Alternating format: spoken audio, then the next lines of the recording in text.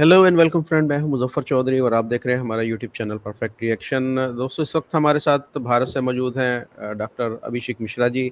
किसी भी तारफ़ के मोहताज नहीं, ज़बरदस्त बात करते हैं, खुली डुली बात करते हैं और बहुत सारे लोगों को उनकी बातें पसंद आती हैं और ज़्यादातर को नहीं भी आती। तो welcome to the show sir, नमस्कार, कैसे हैं आप?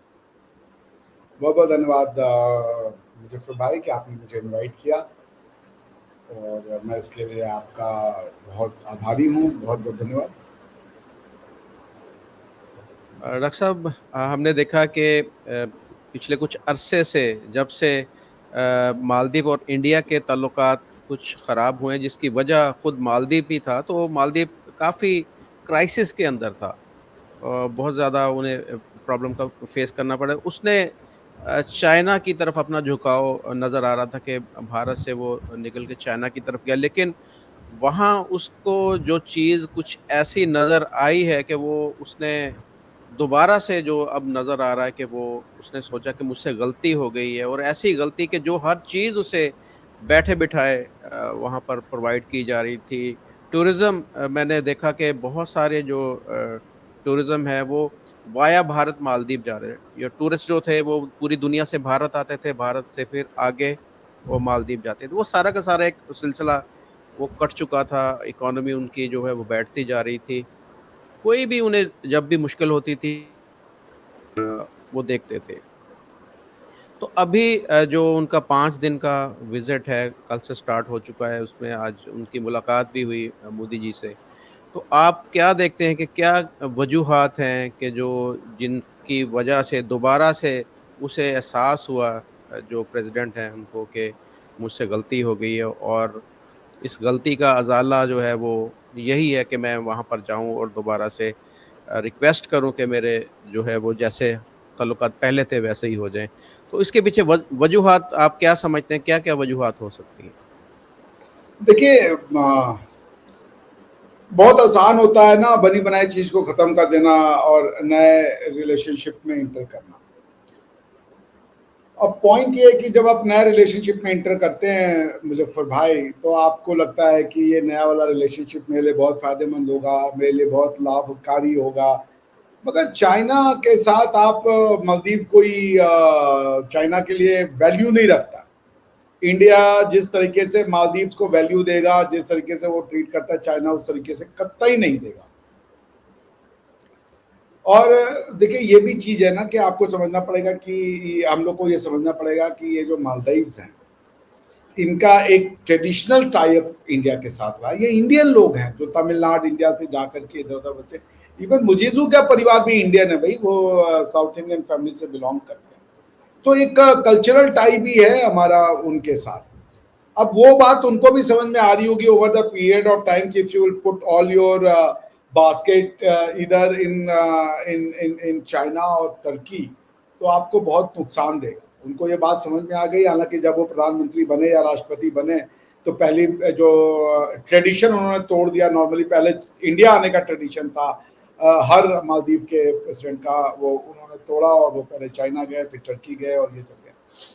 तो मुझे लगता है कि रियलाइजेशन यही है कि जो जिस टर्म पे इंडिया पैसे देता है, चाइना नहीं देगा।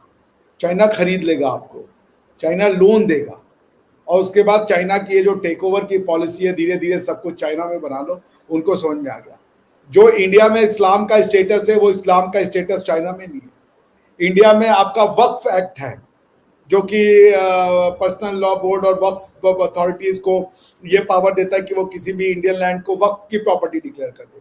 द सिमिलर थिंग आपको चाइना में नहीं दिखेगा किसी मुसलमान के पास वक्फ एक्ट जैसा लॉ।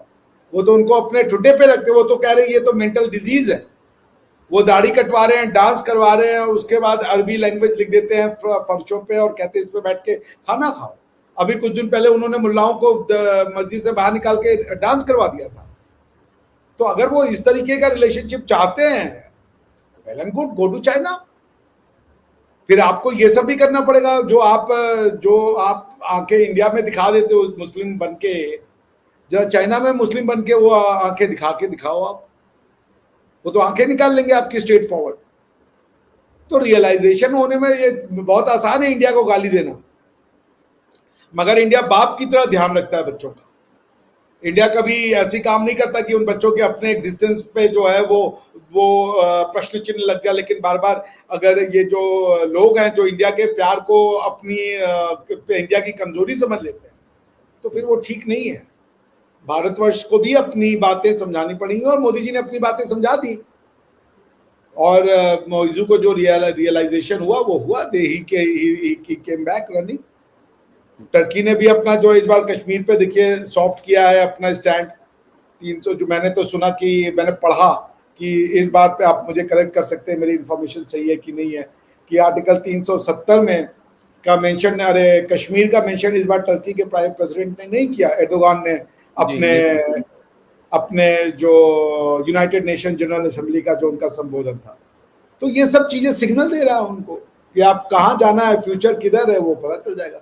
और देखिए दुनिया में विश्व बंधुत्व की बात सिर्फ हम करते हैं, बाकी सब विश्व में बंधुत्व की बात नहीं करते हैं, वो वर्चस्व की बात करते हैं, वो डोमिनेंस की बात करते हैं, सब्जुगेशन की बात करते हैं कि हमसे नीचे रहते। इंडिया एकमात्र फिलॉसफी जो कहता है हमसे नीचे रहने की जरूरत नहीं, हम सब साथ में चल सकते हैं, बराबरी के साथ चल सकते हैं।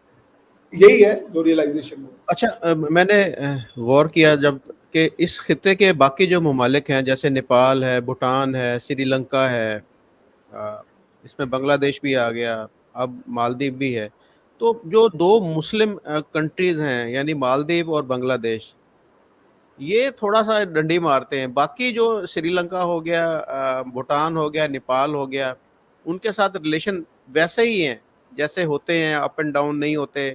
वो देखें कि नेपाल के साथ कितनी कुर्बत है, श्रीलंका के साथ भी है, भूटान के साथ भी है। तो हालांकि इनके साथ भी अच्छा सलूक ही किया गया भारत की तरफ से। बांग्लादेश को भी हमने देखा है, उसकी इकोनॉमी को भी बूस्ट अप करने के लिए बहुत ज़्यादा भारत ने सपोर्ट किया, लेकिन उसका रिजल्ट क्या आया? हसीना वाजद और हिंदुओं के साथ जो वहाँ पर जो सलूक किया गया।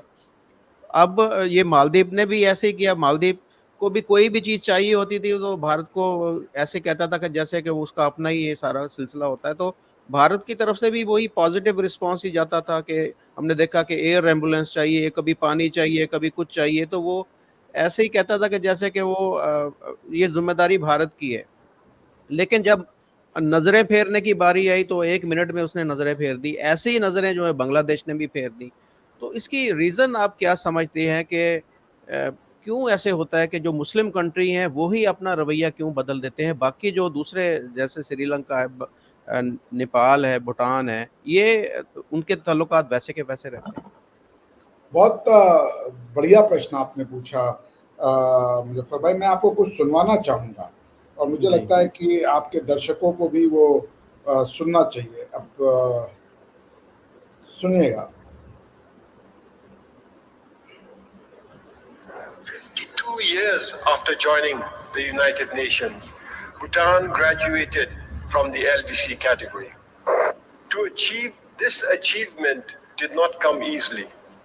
It was a journey marked by hard work, perseverance, and sacrifice. We had the support of many friends who accompanied us on this important journey. I take this opportunity to extend our deep gratitude to the United Nations and its specialized agencies.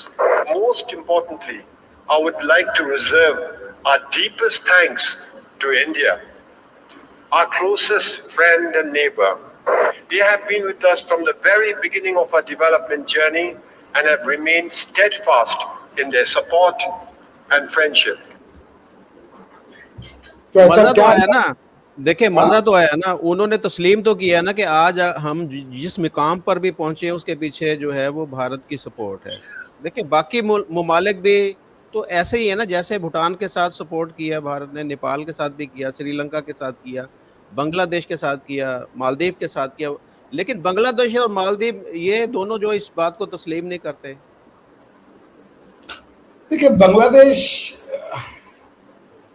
आप समझ रहे हैं, we know the answer. अगर ideologies ऐसी हैं जो मैं आपके मुंह से सुनना चाहता हूँ, मैं आपके मुंह से, मैं तो समझ रहा हूँ सारी चीज को, लेकिन तो मैं आपके मुंह से। भैया देखिए, जिनके साथ हमारे संबंध खराब हैं उनके संबंध हमारे साथ खराब है, हमारी वजह से उनके संबंध नहीं खराब है। हमने चाइना के ऊपर तो कभी अटैक नहीं किया ना, देखिए कुछ चीजें समझनी पड़ेंगी। मैं जब अभी रशिया गया था ना, तो मैं वहां पे अपने प्रोफेसर साहब से बातचीत कर रहा था, और प्रोफेसर साहब से बातचीत होते होते ये बातचीत शुरू हुई कि ये जो इंडिया में वो है, क्या नाम है, इंडिया का जो रिएक्शन है इसके नेबर्स के साथ, अमेरिका के साथ, तो नेटो रशिया नेटो को कैसे देखता है। तो उन्होंने कहा अभिषेक एक बात बताओ, आज से 100 और 150 साल पहले ये वेस्ट हमेशा बार बार आके रशिया पे अटैक करता है, रशिया ने कब वेस्ट पे अटैक किया। उन्होंने नेपोलियन का एग्जाम्पल दिया। और अगर हम अभी आपके साथ ये सर्च पे लगाएं कि नेपोलियन किल रशियन, कितने,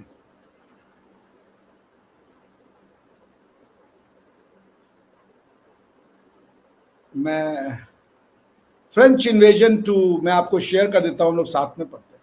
कुछ चीजें समझनी पड़ेंगी ना, ऐसे तो होती नहीं। 5 दिसंबर जून 24 से लेकर के दिसंबर 5 1812 में invasion of the Russian Empire by Napoleon I Grand Army. The Russians adopted a Fabian strategy, executing a prolonged withdrawal that largely denied Napoleon a conclusive battle, although the French blah blah blah. Napoleon's preparation for the Russian invasion of Russia. Total number, the total invading force then numbered 4,53,000, और उसमें से 6,12,000 were to enter Russia during the campaign, and little more than 2 lakh of them were French. The non-French contingents were destined for employment in secondary blah blah blah. आप समझिए, तो ये Russia के ऊपर जो ये अटैक हुई है, ये जो casualties and consequences, it is estimated that 6,12,000 combatants who entered Russia, only 1,12,000 returned to their frontier. Among the casualties, 1,00,000 were thought to have been killed in action, 2,00,000 to have died from other causes, 50,000 to have been left sick or hospitals. ठीक है ना। इसमें देखिए वो Russian casualties को नहीं दे रहे, Russian casualties दी है उन्होंने, has been estimated 2,00,000 killed, 50,000 dispersed and or deserting, and 1,50,000 wounded. The dissolution of Grande Armée meant that French army could no longer absorb new recruits into well-established formation, nor could it find trained men and horses on a scale to replace the magnificent cavalry arm destroyed in Russia. Tsar Alexander once said that burning of Moscow had illuminated his soul. अब Europe ने attack किया है, ये आपके conscience में रहता है। फिर उसके बाद जर्मनी ने अटैक कर दिया 1939 में, रशिया के साथ ट्रीटी साइन की पहले जर्मन्स ने, और फिर रशिया पे अटैक कर दिया। अब आप फिर आप लेके नेटो चले आ रहे हो। अगर हमारे जो जिस तरीके से हम इस्लाम को अपने यहाँ देखते हैं, नॉर्मल आदमी, जब हम मसीरे आलमगीर पढ़ते हैं, दूसरी चीजें पढ़ते हैं, तो हमें एक वो हमारी हिस्ट्री का पार्ट है जो हमें, ये ठीक है कि हम लड़े, हम मरे, पर हम क्यों लड़े मरे? घर में बैठे बैठे हमको मरना पड़ गया। हम तो नहीं गए भाई किसी के यहाँ पे कि जाओ हम तुमको चेंज करने आए हैं। और अगर तो पॉइंट ये कि हमारे घर में आके हमको इसलिए मारो कर तुम्हारे जीवन शैली गलत है। यही रशियन के साथ हुआ, रशियंस के घर में घुस गए तुम किस बात के लिए भाई? मॉस्को को जला दिया, सिटीज को जला दिया, 1.5-2 लाख लोगों को मार दिया। Do you know the casualties of Russian in world war? आप जानते हैं कितने रशियंस मरे हैं? मेरे ख्याल से सबसे ज्यादा रशियन मरे हैं। देख लीजिए, ये मैं आपके साथ अगर शेयर कर लूं जी, सबसे ज्यादा कैजुअलिटीज रशियंस की हुई है। सोवियत यूनियन जिनको आप कह रहे हैं जी, सोवियत, इकाई, दहाई, सैकड़ा, हजार, 10,000, lakh, 10 lakh crore. Total civilian and military death, इकाई, दहाई, सैकड़ा, हजार, 10,000, लाख, 10 लाख करोड़, 2 करोड़ 40 लाख, 2 करोड़ 40 लाख लोग आपने मार दिए। और ये कोई मैं फेक वो भी नहीं, आपको रिसर्चर, ये म्यूजियम, नेशनल म्यूजियम है अमेरिका का, उसकी वेबसाइट पे है। कंट्रीज वाइड पूरा डेथ है का वो है। आप अगर सबसे ज्यादा नुकसान जो है वो रशिया का, सबसे ज्यादा नुकसान जो इनका हुआ, किस बात के लिए हुआ? ये आपने 2.5 करोड़ लोग मार दिए यार। ये क्या किसी पर्पस के लिए मरे? वर्ल्ड वॉर क्या रशियन ने शुरू किया था? तो आप इस साइक को हमारा भी समझिए। चाइना 1962 में आया हमारे पास, हमने चाइना के लिए 1962 से पहले क्या किया था भाई? हम कह रहे थे 1962 से पहले आप सिक्योरिटी काउंसिल में चले जाओ, आपको ये सीट दे दो, तिब्बत भी हम मानते हैं, हम सब मानते हैं, जबकि तिब्बत के लोग क लिखते हैं। भाषा के नाम पे अगर लोग अपना यूनाइट करते हैं तो क ख के हिसाब से भारत को तिब्बत का पार्ट होना चाहिए था, तिब्बत को भारत का पार्ट होना चाहिए था, लेकिन नहीं, चाइना में दे दिया क्योंकि हमारे यहाँ के कुछ लोग थे, उनकी मानसिकता ऐसी थी। पॉइंट ये है कि आप, हमने किसका बुरा किया है कि हमारी दुश्मनी चल रही है? हमने चाइना पे कभी अटैक किए? मैं आपको अल बरूनी की किताब बता दूंगा जहां पे वो लिखता है कि कश्मीर इंडिया का पार्ट है, हिंदू कश्मीर लिखता है वो। डेमोग्राफी, आप दुनिया में जानते हो कि डेमोग्राफी बदल रही है, डेमोग्राफी बदली, आपने डेमोग्राफी बदल के दो बार वहां से कश्मीरी पंडितों को निकलवा दिया, और आप वहां के लोगों को ये सिखाए हुए हो कि कश्मीरी पंडित खुद से भाग गए। कोई अपना घर क्यों खुद से भाग जाता है भाई छोड़ करके? नहीं, मतलब जुल्म सितारी ये कि रेप भी करेंगे और ये भी नहीं मानेंगे कि रेप किया है, कहेंगे तुम खुद ही आई थी। ये मानसिकता। हम तो नहीं कहते किसी से कि भाई तुम अपना इबादत का तरीका या अपना खाने पीने का तरीका बदलो, और क्या बदलो? अल्लाह मानने से कोई रोकता है? कोई नहीं रोकता। अल्लाह सबसे अच्छा, मैं मानता हूं अल्लाह सबसे अच्छे, भाई उनसे बढ़िया कोई नहीं है। लेकिन अब हम लॉ चाहिए जी, हमें ये अरबों का 1400 साल पुराना लॉ चाहिए हमें यहाँ पे, तो हमारी दीनी जो राइट्स हैं वो इक्वल होंगे। ये क्या बात हुआ यार? कोई आपसे ये कहे कि आप अपने गॉड को मत पूजिए, अपने अल्लाह को मत पूजिए, अपने नबी को मत पूजिए, तो बात भी समझ में आती है। हम कह रहे बिल्कुल करें, नहीं जी हमको लॉ चाहिए। तो ये तो पॉलिटिकल डिमांड है, ये तो रिलीजियस डिमांड नहीं है, ये स्पिरिचुअल डिमांड तो नहीं है। और फिर आप क्या कर लोगे इसके बाद? यहां से सारी संस्कृत मिटा दोगे, हिंदी तमिल सब भाषा, जैसे आपने सिंधी मिटा दी, आपने तमिल मिटा, आपने बलूच मिटा दी, आपने पंजाबी मिटा दी, आपने पश्तून मिटा दी, उसके बाद आप वहां पे सब मिटा के उर्दू चलाओगे। ये आपका विजन है। तो जो हमको मिटाना चाहते हैं उनके साथ हमारे संबंध कैसे अच्छे होंगे? हम क्या कर लेंगे? वो तो कह रहे तुम्हारी एग्जिस्टेंस ही हमारी प्रॉब्लम है, तुम खत्म हो जाओ तो हम खुश हो जाएंगे। ये हम कैसे कर ले? हम उनको खुश करने के लिए खुद को खत्म कैसे करें मुजफ्फर भाई? सही बात है। हम तो उनको खत्म करने नहीं जा रहे। हम कभी गए कि भाई सऊदी अरेबिया के हरमैन शरीफैन पे जाकर के हमको जो है भगवा झंडा लहराना है? नहीं लहराना भाई हमको, वो उनका है, वो वहां खुश है। कभी हम बोले कि जेरूसलम में जाकर के ये जो टेम्पल माउंट है या जो दूसरी जगह है उसको जाकर के मुझको जीतना है, वहां पे मुझे जाकर के कोई बहुत बड़ा वो जादू करना है? ऐसा भी नहीं है कोई। तो फिर हम क्या कर दें? अब हमको तो ये समझ में आने से भी हमारी तो मतलब जो है क्षमता खत्म हो चुकी है कि भाई क्या करें ऐसा इन लोगों को खुश करने के लिए कि इनके साथ हमारे संबंध अच्छे हो जाए। अब अगर नहीं अच्छे, जैसे जैसे इनको अपनी गलती का इदराक हो चुका है मालदीव को, आप समझते हैं कि फ्यूचर में बांग्लादेश को भी हो जाएगा अपनी गलती का एहसास? जी, फ्यूचर में बांग्लादेश नहीं, सबको अपनी गलती का एहसास होगा, क्योंकि ये गलतियां सस्टेनेबल नहीं है। यूएसएसआर बहुत बड़ा बन गया था, यूएसएसआर टूट गया, उगल दिया उसने। तो आप जो पॉलिसी सस्टेनेबल नहीं है, दुनिया को जीतने की पॉलिसी, चाहे in the name of religion और चाहे in the name of Alexander, कि हम दुनिया को, चाहे उसको आप हिटलर कह लें, हिटलर भी दुनिया जीतने निकला था, धूल खा के मरा। उसके बाद नेपोलियन भी जीतने निकला था, अंत में सेंट हेलेना के उसमें मरा। उसके बाद अलेक्जेंडर भी निकला था, वो भी खत्म हो गया। आज क्या है बांग्लादेश? What is Bangladesh? क्या है? अभी वो सिंगापुर में उनका कोई प्रीचर गया था, उसको भगाया सिंगापुर में। क्या इंपोर्ट कर रहे हो आप? दूसरों के घरों में जाके उनके घरों की बुराइयां करना। इनका खराब है, बुद्ध खराब है, जैन खराब है, क्रिश्चियन ईसाई खराब है, ये जा करके आप भेजना चाहते हो।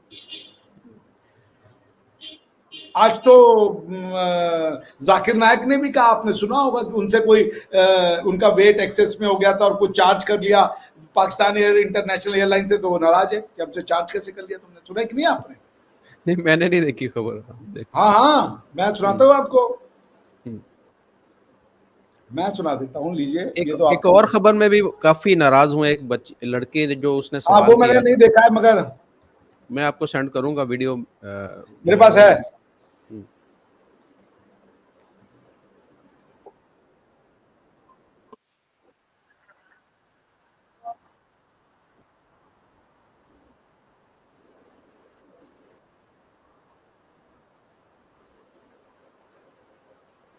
सीईओ पेशेंट, मैंने सीईओ से बात किया हूं, नाम नहीं लेता हूं। मैं आ रहा था, हमारा 1000 किलो था, पीआई के, मैंने सीईओ से बात किया हूं, नाम नहीं लेता हूं। कौन? CEO, patient manager, country manager से बात किया, डॉक्टर साहब आपके लिए कुछ भी करूंगा। मैं बोला ठीक है भाई, 6 लोग जा रहे थे। मैंने बोला भाई 500-600 किलो ज्यादा है। हाँ हाँ डरो मत, मुझे 50% डिस्काउंट दूंगा। मैं बोला भाई 50% डिस्काउंट के बदले में और 4 लोग को लेके आऊं, और सस्ता पड़ेगा ना। बोला देने का तो फ्री दे, मतलब मत दे। ठुकरा दिया मैंने। पीआई पाकिस्तान एयरलाइन, अरे इंडियन में कोई भी गैर मुस्लिम मुझे देखेगा तो फ्री में छोड़ेगा। ये है इंडिया। गैर मुस्लिम डॉक्टर जाकिर नायक को देखेगा, 1000 किलो 2000 किलो छोड़ देता है। ये पाकिस्तान है। गवर्नमेंट का गेस्ट हूं मैं, मेरे वीजा पे लिखा हो स्टेट गेस्ट, और आपका सीईओ पाकिस्तान का बोलता है 50% डिस्काउंट देगा। चार्ज कर रहे 110 रिंगेट 1 किलो का। मुझे इतना दुख हुआ कि पाकिस्तान में मैं आ रहा हूं, doctor Zakir Naik state guest है, और वो 300 किलो छोड़ नहीं सकते, बोलते 50% डिस्काउंट देंगे। मुझे नहीं चाहिए तेरा डिस्काउंट। माइक नंबर 1, ये मेरे राइट साइड के ऊपर जो माइक है इसको खोलिए। हेलो, अब भारत बड़ा अच्छा लग रहा है जाकिर नाइक को। नहीं, द मानसिकता देखिए, ये मानसिकता है कि हमको स्पेशल ट्रीटमेंट चाहिए। क्या गलत कर दिया पीआईए के उसने? क्या गलत कर दिया? अगर तुम एक मुस्लिम हो और ऑनेस्ट आदमी हो तो एक मुस्लिम कंट्री के लॉ को मानोगे कि नहीं मानोगे? ये जो स्पेशल होने का एहसास है, ये जो इक्वल ट्रीटमेंट ना होने का एहसास है, इस देश में बात करें, उसी देश में प्रधानमंत्री जो थे इमरान खान, वो जेल में है। क्यों? क्योंकि उन्होंने कोई तहखाना, या क्या कहते हैं उसको, गोश्त खाना नहीं, कौन सा खाना कहते हैं वो, ट्रेजरी का जो तोशा खाना का वो वापस नहीं किया उस कंट्री में, वो जेल में। तो अब वो भी कह सकते हैं मैं इमरान खान हूं, मैं ये गैस लेकर के आता, मुझे लोग मेरे ऊपर तो जान फेंक देते, रुपए फेंक देते, और मुझे तुम जेल में डाल दो। तो भाई लॉ किस लिए है? लॉ किस लिए होता है? ये मानसिकता है, ये समझना पड़ेगा आपको। This is the real problem, कि हमको स्पेशल क्यों नहीं ट्रीट करते? हम जाकिर नायक, हम इस्लाम के प्रीचर हैं। अरे भाई, तो फिर सबको ही दे दो। फिर मौलाना साहब जितने भी आ रहे हैं जो इस्लाम को प्रीच कर रहे हैं, सबको 100-100 किलो, 600-600 किलो दो। लॉ किस लिए है? ये मानसिकता हम लोग फेस करते हैं कि हम मुसलमान हैं तो हम लॉ नहीं मानेंगे, सिर्फ इस्लाम का लॉ मानेंगे और कुछ नहीं मानेंगे। और भी सहूलियत के हिसाब से हम डिसाइड करेंगे कौन सा मानेंगे कौन सा नहीं मानेंगे। किसी के भगवान से कोई प्रॉब्लम नहीं। यहाँ पे बुद्ध के भगवान है, यहाँ पे गुरुओं की परंपरा है, यहाँ पे बहुत से अलग हमारे जो और दूसरे गॉड्स है, सब एग्जिस्ट करते हैं, जीसस एग्जिस्ट करते हैं, किसी को किसी प्रॉब्लम नहीं। आपके अल्लाह से भी किसी को प्रॉब्लम नहीं जी, हमें तो लॉ चाहिए जी, लॉ चाहिए, और मानना भी नहीं, और जो लॉ है उसके ऊपर अमल भी नहीं करना। हाँ, वो लॉ नहीं, उनको जिद है कि तुम्हारा लॉ नहीं मानेंगे, अपना वाला माने ना माने वो बात अलग है। कौन देगा ये लॉ तुमको, और क्यों देगा वो लॉ?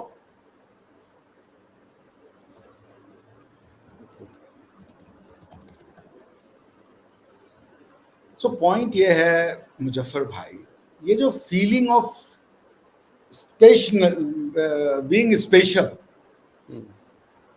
कि हमारे साथ सुपीरियर है, हम सबसे सुपीरियर है, बस कि हम, अच्छा हम बता भी रहे हैं कि भाई इखलाक ये इखलाक वो, और उसके बाद हमको सुपीरियर ट्रीट। अरे भाई, पाकिस्तान एयरलाइंस का रूल है वो, और वो तो इस्लामिक कंट्री है, तुम्हें तो और ज्यादा ओबे करना चाहिए था। तुम इस्लामिक कंट्री में, तुम सऊदी अरेबिया में जाके ये बोलोगे कि हम चूंकि आए हैं जरा हमको जो है स्पेशल ट्रीटमेंट दे दीजिए। उन्होंने पिछवाड़ा सुझा देना है, ये उनकी नाराजगी है। तो आप ये मानसिकता से हम कब से जूझ रहे हैं, और हमारे ऊपर इल्जाम लग जाएगा कि ये मुस्लिम, ये बेसिकली क्या पाकिस्तान इस्लामोफोबिक है। जाकिर नायक को अगर उसने 300 किलोग्राम के छूट नहीं दिए, मुझे पता नहीं आ रहा किस ग्राउंड पे मांग रहे वो। कोई लॉ के अंदर ग्राउंड होगा, आप बीमार हो, सिक हो, आप ये हो, आप सोल्जर हो, आप पाकिस्तान के भाई कोई स्टेट, वो क्या नाम है, स्टेट के हेड हो, कुछ हो। नहीं जी हमको पाकिस्तान का, मैं स्टेट गेस्ट हूँ और मेरे वीजा पे लिखा है स्टेट गेस्ट, तो दीजिए। तो ऐसा तो उन्होंने नहीं लिखा कि आप जितना चाहे उतना किलो ले आओ। कल को आप बोलोगे हमको चार्टर्ड अकाउंट, चार्टर्ड फ्लाइट चाहिए, फिर बोलोगे आप 16 भेजो हमको लाने के लिए। सही कहा आपने। तो सोच बदलने की जरूरत है सबको। बिल्कुल सही कहा आपने। बराबर होने की जरूरत, एकदम। आपने सर, आप तो मुझसे भी ज्ञानी है, आपको समझ में तो आती है बात। अभी आप बैठे मेरे साथ, बात तो आप भी समझ रहे, हम भी समझ रहे, क्या कह सकते हैं। कुछ तुम कहो, कुछ हम कहें, और फिर दोनों मिलकर चुप रहे। समझ रहे हैं आप? बिल्कुल। चले, बहुत शुक्रिया डॉक्टर साहब आपका। आपने बड़े अच्छे तरीके से सारी चीज़ों को एक्सप्लेन किया। उम्मीद करते हैं कि हमारे जो देखने वाले हैं वो भी इन चीज़ों से असर लेंगे, और जो अब अपने अंदर कुछ खामियां होती हैं हमें वो उनको ढूंढना चाहिए और उनको बेहतर बनाना चाहिए। तो thank you very much doctor साहब, आपका बहुत शुक्रिया। Thank you. Thank you sir.